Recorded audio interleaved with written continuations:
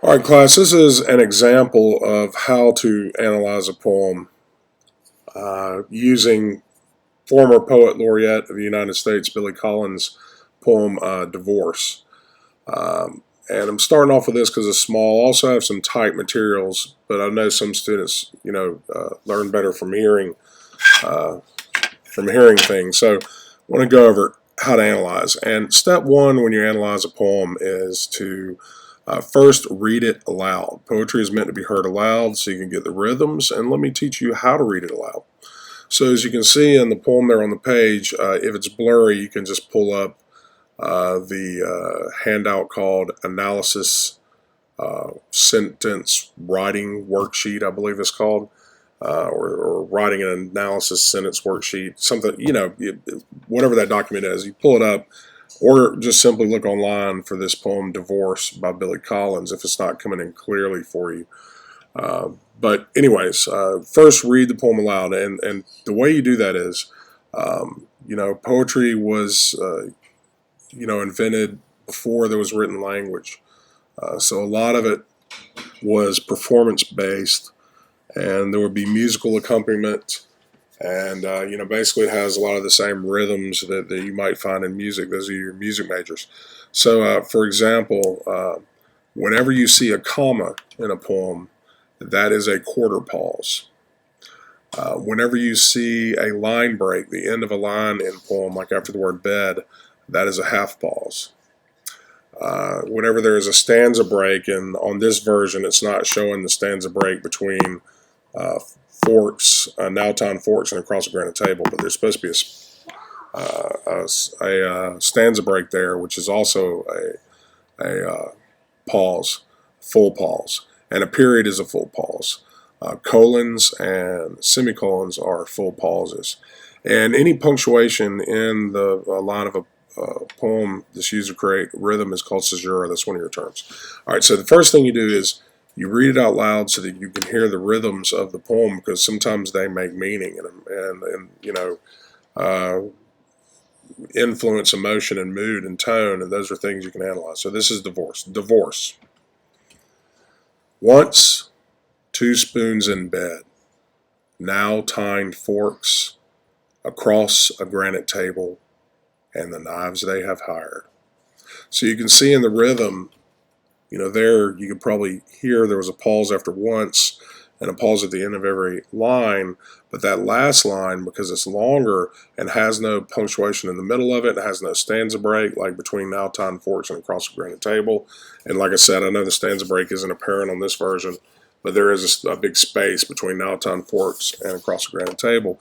But because there's no punctuation in the last 2 lines, and especially the length of the last line, and the quickness of the words like thee and they, it gives speed to the last line and helps add a little bit to that sinister kind of tone there. Okay, so we've read it out loud. So, now that we read it out loud, we pause and think about it, we know that this poem is, of course, about divorce. And it's using a metaphor of, this table and silverware to express, characters and mood. And there may not seem to be a lot that you can analyze here, but let's really slow down, okay? First, we start with the title, Divorce. There's nothing too complex there, but one thing you want to do is think about every meaning of the word. So we know the divorce, the end of a marriage, and we also know divorce is in terms of separating yourself from something. All right, so it essentially just sets the tone and subject matter. We know it's not going to be pretty. All right, so first we start off with the first word, once, followed with a comma. The author took the time to put that comma there for a reason and chose to use the word once because it implies, I believe, that fairy-like tale, fairy-like mood, fairy tale-like mood, and it lets us know that this was a thing of the past. Okay, and we have that pause, and then we have 2 spoons in bed. So now let's break that down. Okay, 2 spoons. Why spoons? What do they signify? Well, spoons are curved, which implies softness, femininity, those types of things. Spoon, how do you eat with a spoon? Well, you fill it, gently with a liquid. You raise that liquid to your lips and you make like a little kissing motion with your, your lips when you drink out of it. You do these things carefully so you don't spill. Interesting. All right. Also, spoons are not, as violent as a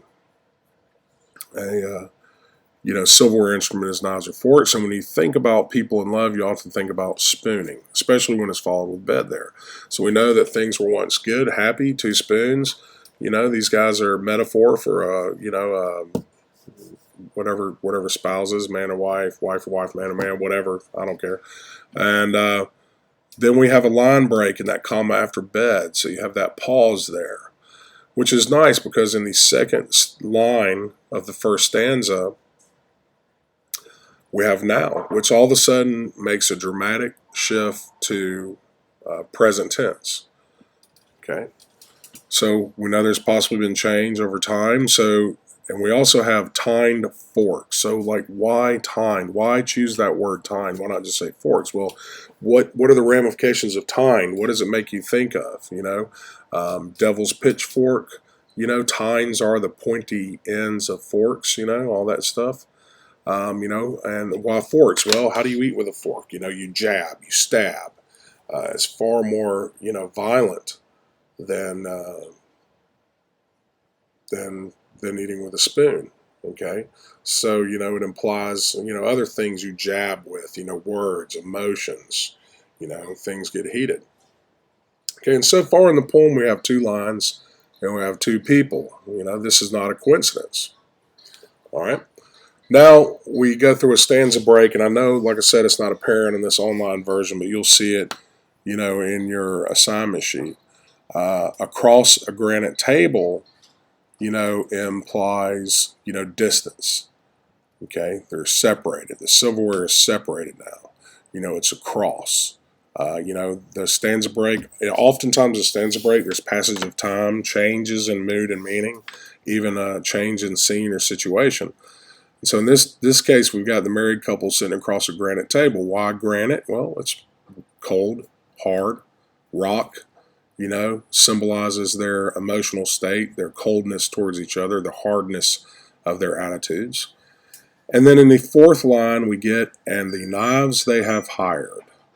Knives being the lawyers, divorce lawyers, those who for a living separate things. And that's what, why knives? Well, that's what knives do with food, right? They separate pieces of food off. All right.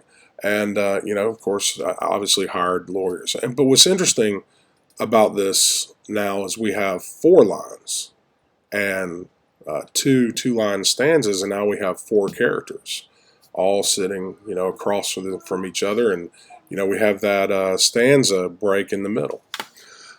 So it's interesting that this, this article here refers to this metaphor as, a contracted metaphor, one that really plays itself out in a single word or phrase, a very short space. Also, one of the other things you want to note is the sounds of the words. And, if you note below here in this paragraph, it talks about how tines have that, that sharp I and tine, that sound, and spoons have like elongated soft vowels. So those things help imply that softness and harshness and those emotions. Again, and the hard sounds of, granite, and that, kind of helps with the hardness of rock. Thank you. So basically, that's how you analyze. You got to break down every line bit by bit, so you can see the bigger poems that I give you are going to be a lot more analysis than this, because you have to look at single words, punctuation. You got to look at the structure. You got to go back and look at it again once you've run through it once. You got to think about the sounds that words make and what kind of emotions those imply. You got to think about multiple meanings of words. There's a lot to take in, and I know everybody's kind of new at it, but hopefully that discussion will help a little bit.